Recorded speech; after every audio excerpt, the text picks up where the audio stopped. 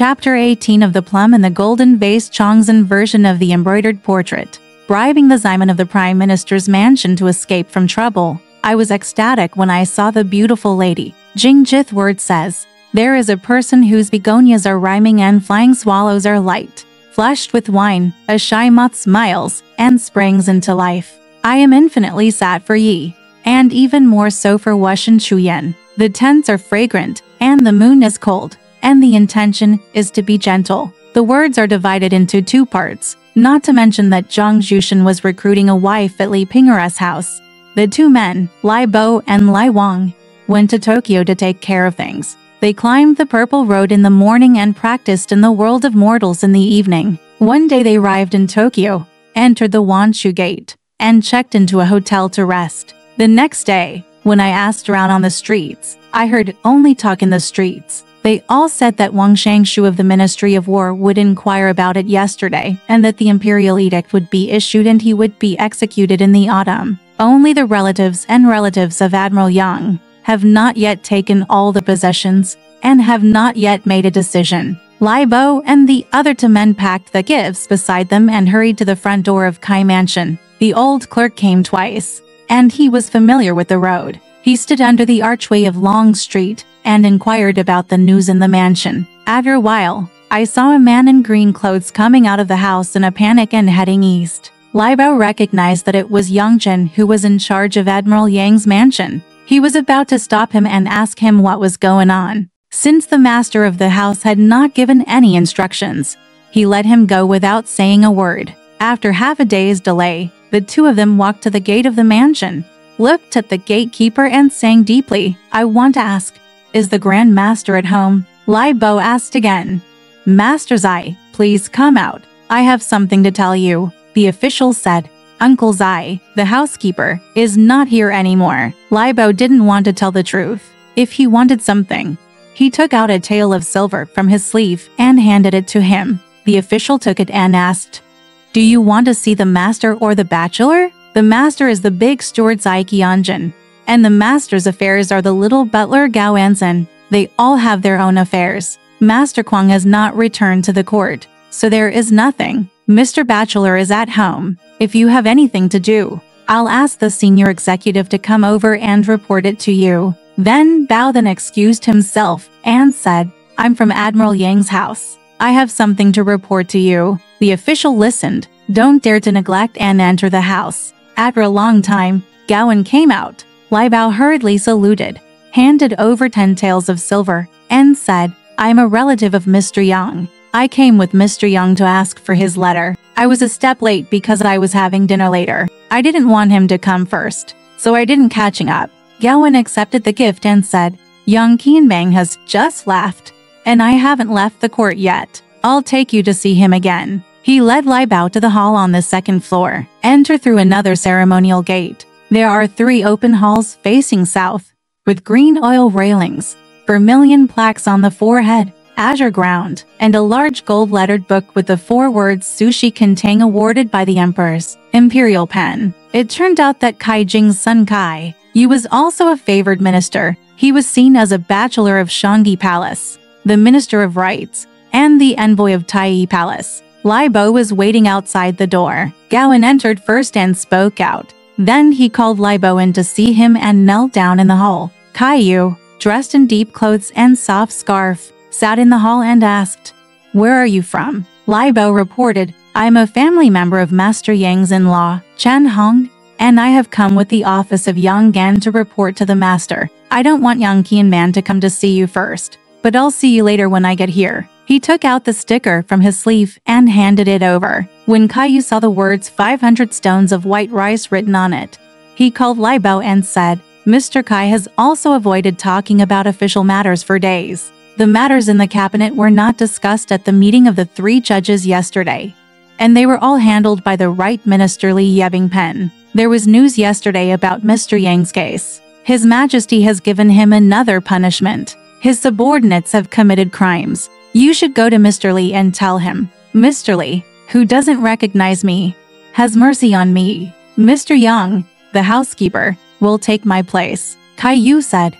Go to the gate tower on the north slope of Jianhan Bridge and ask the right minister, the Grand Master of Zhejiang Hall, who doesn't know about you, Mr. Li, who is also the minister of the Ministry of Rights. Anyway, I'll send someone to go with you." Even if the waiting officer handed over the book, he sent the steward Gao in to see Mr. Li. "Say this for him." Gaoan agreed and went to the mansion with Lai Bao. He called Lai Wang, took the gift, turned around Long Street, and went to the front of Li Bangyan Gate of Jianhan Bridge. Just as Bangyan came to his house, he wore a scarlet crepe robe and a jade belt around his waist. He sent a minister to the sedan chair and left. When he returned to the hall, the doorman reported, "Master Kai, the bachelor, sent the steward to see you." Gaoan was called first. He went in and said something back, then called Lai Bo and Lai Wang to see him, and knelt down under the hall. Gaoan handed Kai Yu a seal and a gift, and came to the security guard to present the gift.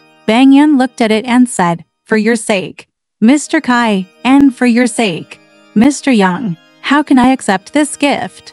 What's more, Mr. Yang, the Holy Heart returned yesterday and is fine. But the people under my command are very serious about science and education. I must ask how many." The waiting officer took the names that were sent to him in the examination yesterday and showed them to him. It reads, Wang Fu's name is the secretary Dong Sheng, his family member Wang Lian, the squad leader Huang Yu. Yang Jian's name is the Bad Affairs Secretary Lu Hu, the cadre Yang Sheng, the government officials Han Zongren and Zhao Honggao, the squad leader Liu Chengchen Hong, Simon King, Hu Si, etc. All pro-party members are all hawks and dogs who pretend to be powerful. When he arrived, he kowtowed in panic and said, "I am a member of Simon King's family. I hope you will open your heart to the world and save your life."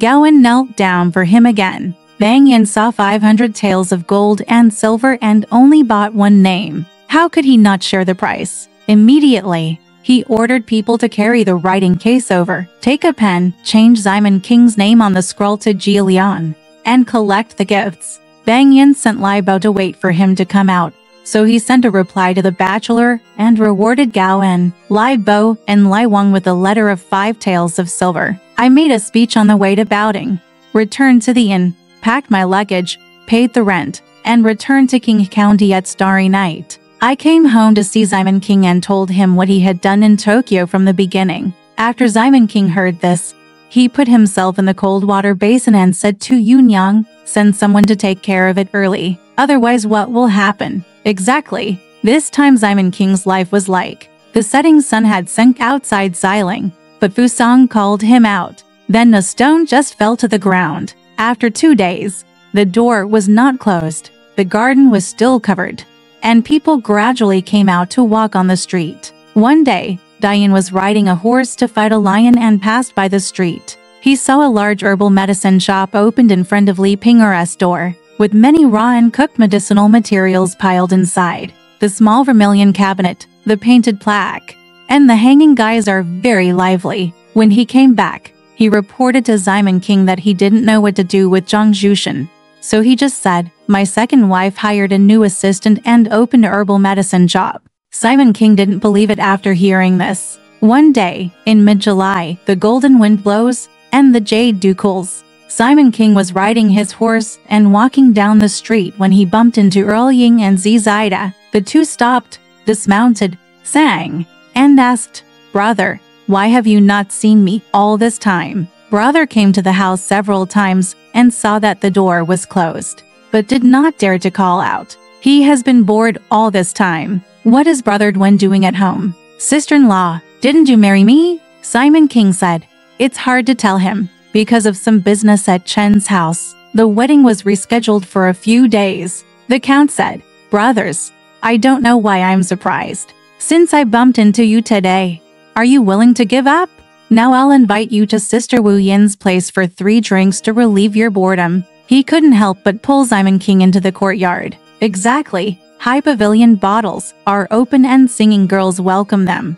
And their exaggerations and explanations are affectionate. The slender hands pass the cup to divide the bamboo leaves, and the peach sheng is soaked in the autumn water. On that day, Simon King was dragged to Wu Yin'er's house by the two of them and had a day of drinking. At dusk, He was already half intoxicated before he was released. When Dama was walking to the East Street intersection, he saw Feng's mother coming from the south, walking in a panic.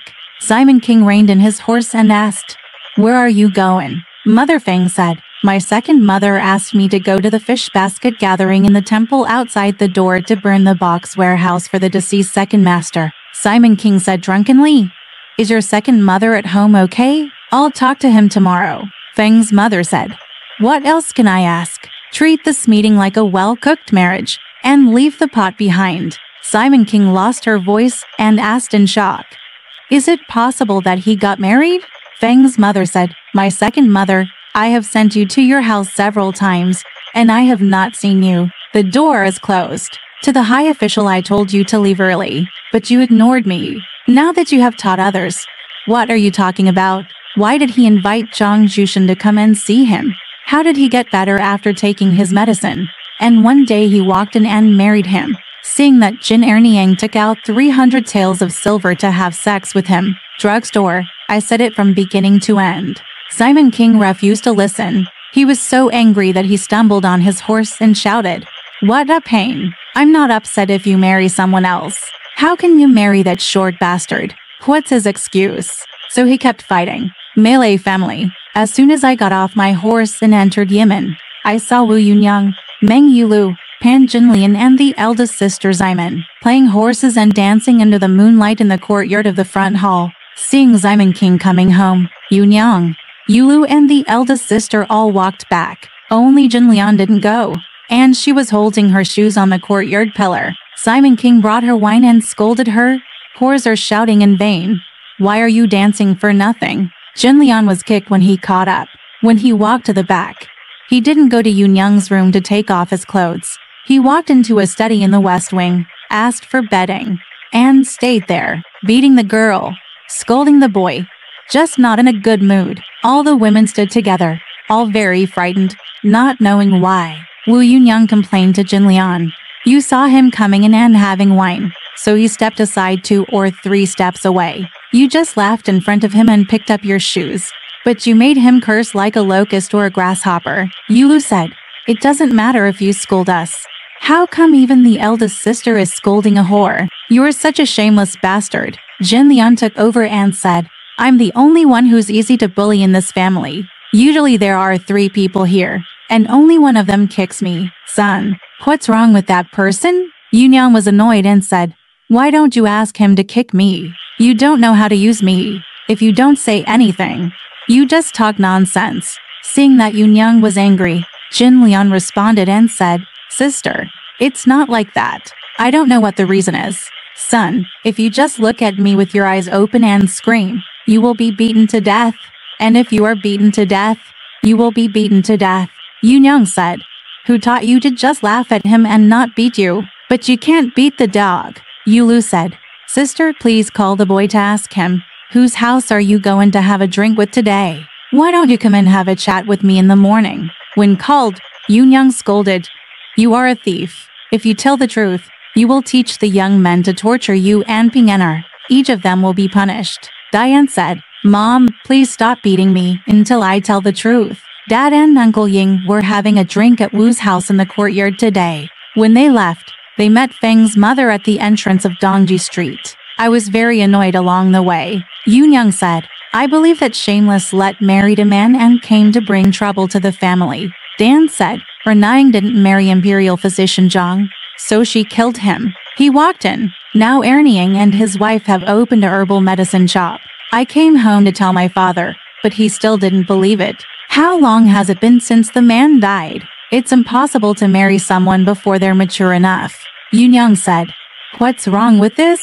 If a man is married before he's fully filial, how can he be a prostitute all his life? What kind of chastity does a man who sleeps in wine and sleep with a man keep?"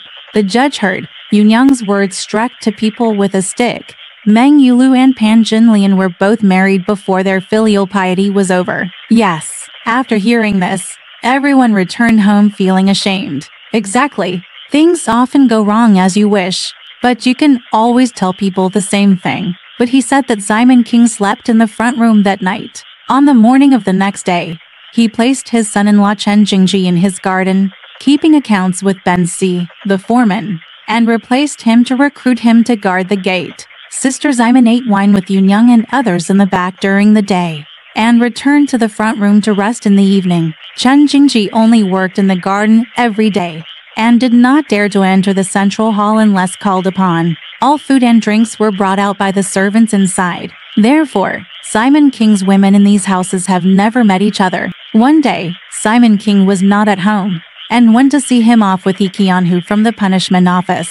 Because Chen Jingji always worked hard as a supervisor, Yunyang never arranged a meal to reward him. She said to Meng Yulu and Li Jiar, "If you want to take care of it. You say that I do too much. I don't want to take care of it. But you don't like it. Your child is in your home. He gets up early and goes to bed late every day, working hard for your family. How can you comfort him with your heart?" Yulu said, "Sister, you are the head of the family. Who cares if you don't care?" Yunyang then ordered the cook to arrange a table of wine, food and snacks, and invite Chen Jingji in for a meal at noon. Chen Jingji left the engineering professor behind and went to the back to see Yunyang. After bowing, he sat down next to her. Xiao Yu brought tea, set the table, and served vegetables and wine. Yunyang said, "My brother-in-law works hard every day, so I invite him to come in and sit down for free. Your father is not at home today. I have nothing to do. I have given you a glass of water and wine, so I can reward you with my brother-in-law." Jingji said, "It's so hard for a son to be promoted by his parents. So much trouble." Yunyang had a drink with him. Yunyang said to Xiao Yu, "Please come here. Big girl, to sit down." Xiao Yu said, "Big girl, please use your hands and come." After a while, the sound of wiping cards was heard in the room. Jingji then asked, "Who is wiping the cards?" Yunyang said, "It was the eldest sister and Yuxiao girl who were playing cards." Jingji said, "You don't know, my mother couldn't call here, and she was wiping the cards in the room." From time to time, the eldest sister opened the curtain and came out, sat down opposite his son-in-law, and drank for a week. Yunyang asked the eldest sister, "Can brother-in-law Chen know how to read cards?" The eldest sister said, "He also knows some sweet things." Yunyang only knew that Jingji was Zhisheng's son-in-law, but she didn't know about this young man's poetry and songs. Shuanglu chess, split cards and Tao characters, know everything and know everything. Exactly, he has been obedient, slippery and smart since he was a child, and has become a man of romance. Loved to wear duck green and silver, backgammon chess to help. The pipa, sheng, zither, and flute are all in harmony with each other. There is only one unspeakable thing. It is fate to meet a beautiful woman. Yu Niang said, "Since your brother-in-law knows how to read cards, why don't you go in and have a look together?" Jingji said, "Mother and elder sister can read, but my son won't." Yu Niang said, "Brother-in-law is a close relative. Why should I be afraid?" As she entered the room, she saw Meng Yulu, who was reading cards on the bed with a scarlet felt. When she saw Jingji coming in, she pulled away and was about to leave. Yu Niang said, "Brother-in-law is not someone else, so please greet him." She said to Jingji, "This is your third mother." Jingji hurriedly bowed and Yulu returned the greetings. Yulu, the elder sister and the three of them wiped together, and Jingji watched from the side. After one wipe, the elder sister lost, and Jingji came up to wipe again. Yulu played a heaven and earth division. Jingji played a hate point. Wu Yunang played a 4 red sink 8, which was not right. A double 3 did not match 2, and a tie did not come out. There was no color to match. Pan Jinlian came in after lifting the curtain, wearing a fresh flower on her silver bun, and said with a smile, "I was wondering who it was." It turned out to be Brother Chen. Pan Jingji turned his head and looked back in panic. When he saw her, he was shocked and lost his mind. It was just like this. 500 years of enemies met, and 30 years of love met again. Yu Niang said, "This is Wu Niang, brother-in-law, please give me a long greeting." Jingji hurriedly stepped forward and bowed deeply, and Jinlian returned the greeting. Yu Niang said, "Fifth sister, come and see, the little chick beat the old crow." Jinlian came forward, holding the bed with one hand and holding a white gauze fan with the other, and pointed out for Yu Niang, "Big sister, this card is not played like this. The double 3 is matched, and it is not a winning hand. It also beats brother-in-law Chen and the third sister. Everyone was busy wielding cards, and they saw Diane carrying the felt tent and said, "Dad is home." Yu Niang hurriedly urged Xiao Yu to send her brother-in-law out through the corner gate. Simon King got off his horse and went in. He first went to the front to take a look, and then went to Pan Jinlian's room. Jinlian hurriedly took off his clothes and said, "You came early to see him off today." Simon King said. The Chief Justice congratulated the newly promoted Xinping village chief, and the guards all came to the suburbs to see him off. They sent a letter to inform me, so I could not go. Jinlian said, "You don't have any wine. Ask the maid to bring you some wine." Soon, the table was set for drinking, and the vegetables were placed in front of them. In the middle of drinking, they talked about the day after tomorrow when the garden roof was put up, and many relatives and friends would come to hand fruit boxes and wine to hang red ribbons, so they had to ask the cook to prepare wine for them. After talking for a while, it was already late. Chumai went back to her room with the lights on, and the two went to bed to rest. Simon King got up early to see him off, and he was tired. He drank a few glasses of wine and got drunk. He fell down and snored loudly, and couldn't wake up. It was the 20th day of the 7th month, and there was some residual heat at night. How could Pan Jinlian sleep? Suddenly, I heard a buzz of mosquitoes in the green gauze tent. I got up naked and held a candle to light the mosquitoes in the tent. I lit one and burned one. I looked back and saw Simon King lying on his back on the pillow, sleeping soundly. I couldn't wake him up even if I shook him. The thing on his waist was hanging down with a support, and he couldn't wake up. I put down the candlestick and touched it with my slender hands. After playing with it for a while, I squatted down and sucked it with my mouth. After sucking it for a while, Simon King woke up and cursed, "Strange little whore. You just sleep and I slap you to death."